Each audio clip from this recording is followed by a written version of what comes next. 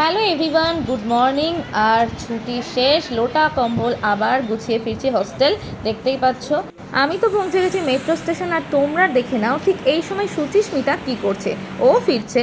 Hi guys, তো অনেক দিন পর বাড়ি আসলাম আর এখন যাওয়ার পালা। তো এখন হোস্টেল যাচ্ছি। তো আগরতলা এয়ারপোর্টে চলে এসেছি। এখন আমি ল্যান্ড করব কলকাতাতে। তো আমি তোমাদেরকে দেখাবো কি কি করেছি।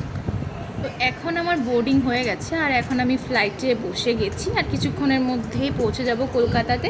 কিন্তু মনটা খুব খারাপ বাড়ির জন্য, অনেক মিস করব বাড়িকে। ফ্লাইট ছিল এয়ার ইন্ডিয়াতে।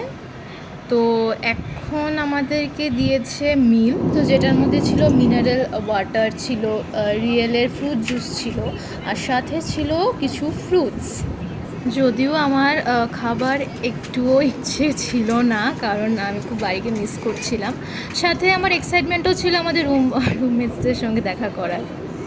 হাই, আমি সঞ্চারী।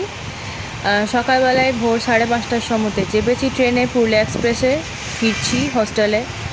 কিন্তু ট্রেন ভীষণ লেট, এখনও চলেই যাচ্ছে, কখন যে থামবে বুঝতে পারছি না। যাই হোক, পৌঁছে একবারে কলেজে গিয়ে তোমাদের সঙ্গে দেখা হচ্ছে। তো ফাইনালি পৌঁছালাম, সামনেই দেখতে পাচ্ছি আমাদের হসপিটাল বিল্ডিং। ফোনটা একটু খারাপ করছে, অনেক দিন বাড়ি ছিলাম, আবার মজা হচ্ছে, সুচিস্মিতা সঞ্চারীকে আবার জ্বালাবো। তোমাদের তো একটা কথা জানানোই হয়নি, 28 মে যখন আমরা বাড়িতে ছিলাম তখন সঞ্চারীর বার্থডে ছিল। তো আমরা প্রি বার্থডে সেলিব্রেশন করেছিলাম, দেখতেই পাচ্ছ। তো সেই ভিডিওটাও তোমাদের সঙ্গে শেয়ার করি, চলো। Happy birthday dear Sanchari, happy birthday to you, happy birthday in advance. অনেক অনেক ভালো থাকো বেবি।